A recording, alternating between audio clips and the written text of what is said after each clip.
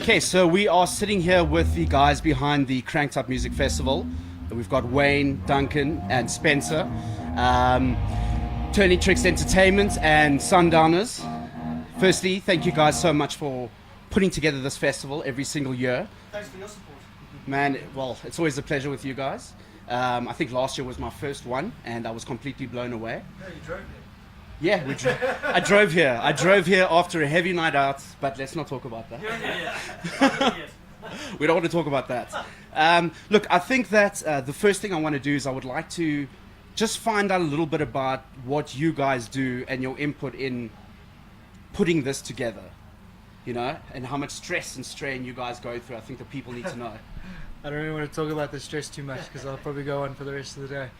As far as my role goes, I prepare the venue. That's my responsibility, is making sure that the layout of the festival is done beforehand, and we had a little bit of trouble this year getting everything done, but we managed to get everything in time.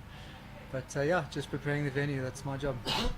I'm mainly in charge of getting the internationals together and getting all the bills paid.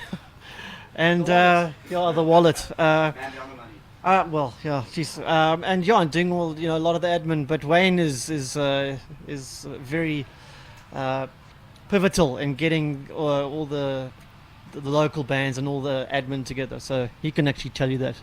Yeah, I deal with all the local bands, a whole bunch of admin, making sure everyone's here on time, all the backline is sorted.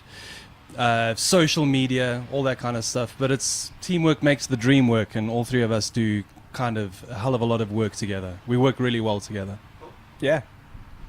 Okay, so Wayne, I think this question is going to go out to you. I think that if I look at the music scene and some of the local bands that apply to come and play for Krank'd Up, and you've got some bands that'll play on the main stage and then they'll play on the smaller stage, and you know, I'd like to try and for you guys to elaborate on how you guys go about choosing your bands and how you guys go about placing them on which stage. All right. Well, firstly, the thing is we book bands. We get about 120 submissions from local bands a year. It's even more this year. Every year it's actually climbing. And what we do is if you're a very active band, you got some new music out, you got some music videos out, then you know you have a good chance of actually getting on board. We want bands who work really hard because you deserve to be rewarded for the hard work that you do. So that's how we reward the bands, by having them on this prestigious festival with a bunch of amazing international artists who we are very grateful for having. As far as which bands get to play where, it's basically we try and change it up every year. Sometimes you've seen a couple bands that played this festival before. You might play on the main stage this year. Maybe next year, if you get a shot, we'll put you on the indoor stage. We try and change things up. We also try and make it very varied as far as music is concerned. We've got black metal, we've got punk, we've got pop punk, we've got all kinds of progressive metal going on. We've got rock. It's across the board. So we just try to make sure that things are mixed up and keep it nice and varied, and everyone has a good time experiencing all kinds of different music. Okay, this one's going to go out to Duncan. Every year since the inception of Krank'd Up, obviously first one being a local, and then after that you've sort of grown in stature with regards to the bands you guys are bringing down.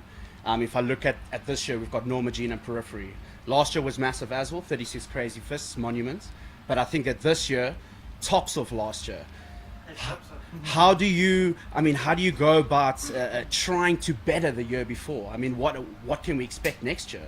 You know, how are you going to top what you've done this year? It must be tough. It's not just me. What happens is pretty much like a week after this festival, the team will meet and we'll put a wish list together, and then we'll start from the top and start getting hold of bands. And you know, Wayne is actually in Turning Tricks Entertainment. Wayne's the talent buyer, so Wayne and Spencer come along with a lot of really nice ideas, and then I go to the various agents and then make the offers. You know, It's also important to mention you guys are going overseas early next year to build new relationships. Yeah. We're going to London in March to go and see a lot of agents to as Spencer says, build relationships. But yeah, we make an offer. It's not very high because obviously we can't afford a lot of money. And if the band accepts, the band accepts. If it doesn't, we move down the list to the next one. I think what we do with Krank'd Up is probably a little bit more unique compared to what the guys get in other countries. I think in Europe and stuff, they probably get a whole leg of tours, and that's kind of like what they live off. Whereas with what Tony Tricks do with the internationals, it's kind of like a show with a holiday. Yeah. Because they take the guys to the Lion Park and they get to see a part of the country, and then they get to come out and play the show. So I know that the bands have been talking to each other and they've been saying about what they've experienced here in South Africa with Krank'd Up. And I think that's going to open more doors and build new relationships, and we'll have to see who we can bring out from now. Well, Protest the Hero spoke to Periphery. Yeah. Yeah, I think what we're going to do for next year is we're going to resurrect the body of Jimi Hendrix and get him to headline. And then we retire. Okay, guys. So I think the last question. I don't want to keep you guys for too long. I know you've got a busy schedule. So my last question for you is: how does it feel to be providing South Africa with something so unique, with the style bands you bring down, the sort of environment you guys create, and to just make it as professional as possible? You guys don't have cancellations with your shows. You have none of those issues. You guys set your targets, you achieve it, and you give us something fantastic. I mean, how does that feel? It feels good. You know what? One of the biggest things, and I can see it with Spencer and Duncan as well, when we have these awesome international bands here, the main thing is, as soon as you see the look on people's faces, like the super fans, that just gives us all goosebumps, man. That's the reason why we're doing it. And if you look at like a place like Australia and their amazing music scene, they've got so many amazing bands going there. But the other thing is, once those bands started going there, the whole scene over there started getting really big. Like all the local bands in Australia, there are so many bands that kick major ass there. So the idea is we bring all these awesome bands, our bands get to play with them, get to see these bands and be like, that's how the pros do it. We're going to up our game. And I think since we started the festival, hopefully we've had a little bit of bleed over with the local bands, because I've seen how the local bands have just upped their game year in, year out. It just gets higher and higher and higher. So one day, all of those bands that submitted and put them on the festival, we would, because they all killer, every single one of them. So yeah, it's building the scene, man, and I think if we can continue doing this, it's just going to get bigger and bigger. I mean, I benefit from the work that Duncan and Wayne do. I mean, I run the venue for a living. That's what I do. So it's such a pleasure to be able to work with Duncan and Wayne and get to have the show effectively fall in my lap and come to our venue.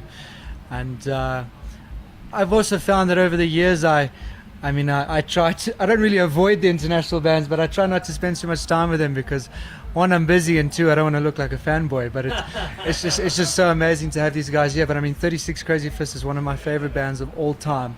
And I hung out with Mick a little bit last year, but the rest of the band I completely avoided them because I did not want to look like an idiot in front of them. But yeah, it's amazing. I really can't wait to see how far Krank'd Up goes. I must be honest, I fanboyed when the guys from Unearth came through. This small little titch guy, and then the guys are massive. Like, I'm meeting them at the airport. Hi guys. All right, so you've heard it from the guys that have put this together. I think that on behalf of everybody, we understand what you guys have put in, and we're extremely thankful. Thank you for giving us your time, and we at the Metalist wish you guys many, many, many, many years to come, because this year I am fanboying. Thank you.